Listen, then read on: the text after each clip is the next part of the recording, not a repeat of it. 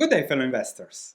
Yesterday we discussed seeking alpha and showed Apple as an example. Click in the link in the description below if you want a discount to the yearly subscription there. Everyone was holding, buy, hold, buy. And then I said, okay, I'm going to make a sell. And here is the video version of my view why Apple is a sell now. The simple thing is that it is priced for perfection, which makes it high risk and low reward. So Apple stock did really great over the last decade, but especially over the last few years. And you can see that from 2013-14, it went up 7 times, let's say, over the last 10 years. But if we look at revenues didn't go up 7 times, just 3 times, and profits also. Net income was 41 billion, now it's 95 billion, so a little bit more than 2 times. And now, when a stock is so good, when everyone loves it, when it is the biggest company by market capitalization on earth, then you have to think, okay, am I going to just follow the crowd or think differently and assess the risk and reward? Because I feel that a lot of what's going on with Apple's stock price is because it did great in the past. Of course, it can continue to do great in the future, but now paying 10 times what it was, or not the P ratio of 10, but the P ratio of 25, makes the situation much trickier for investing. And if we go again to seeking alpha, if we go to earnings estimates, we can see here what is priced in. So the market expects that earnings will be mostly flat in the next 12 months, and then again Apple will continue growing at a rate of 7, 8, 10% per year, and then long-term earnings will double again. Then with the same P ratio, the stock will do great. However, this is very important. 23, 24, and then the analysts disappear because Wall Street analysts usually just look 2 years ahead, and 2 years ahead is what they are pricing in. They are pricing a pause now and then 10% growth on the 2023 base, 10% growth, buybacks and everything.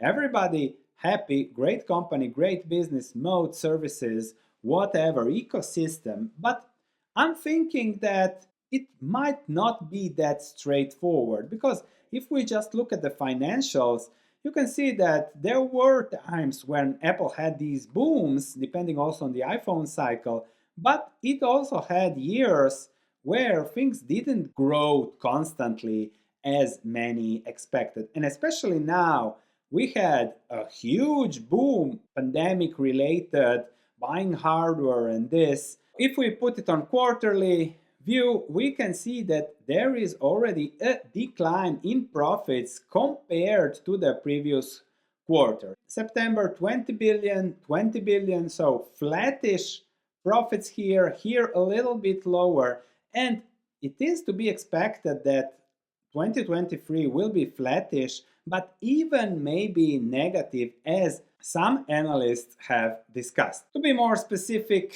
here we have the trailing 12 months revenues starting to decline, and earnings are down just 5% for now. Nothing big, but if that trend continues and people bought their iPhones and everything, I think also net income might drop more than the 12% that it dropped now.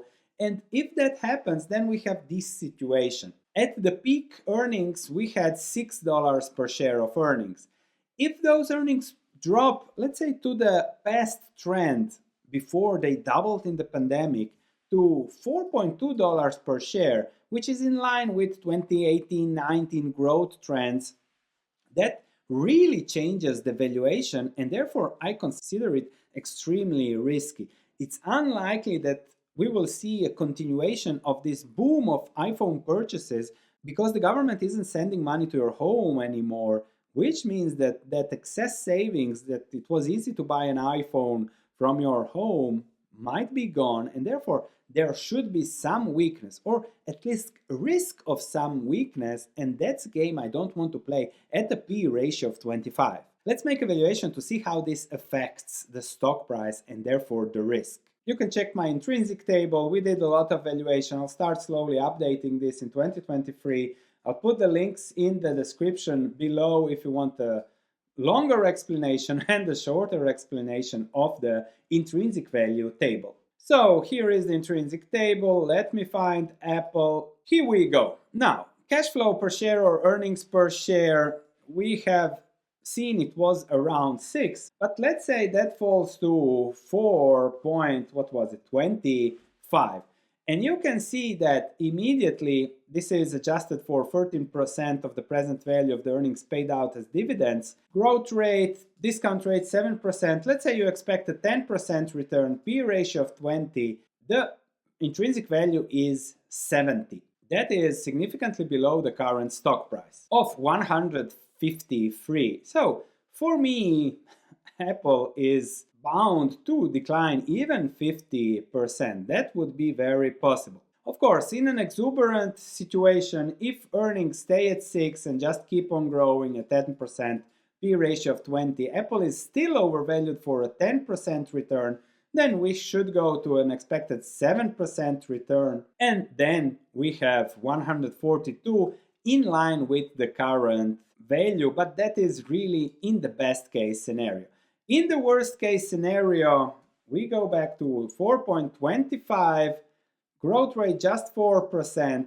Let's say the P ratio goes to 15 and you have a 66% decline on your hands. Therefore, I consider Apple extremely risky. And another indication that it is risky is that Warren Buffett bought his 895 million shares 5 years ago.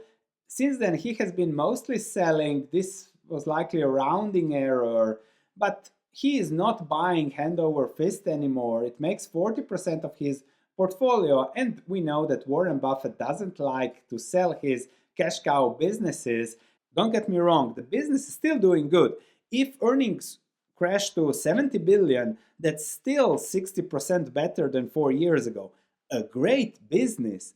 But at a high valuation, that's what makes it risky. So to conclude, there is more downside than upside, and it is a great business, nothing wrong with it, but I would consider it as a sell. Thanks for watching, I'll see you in the next video.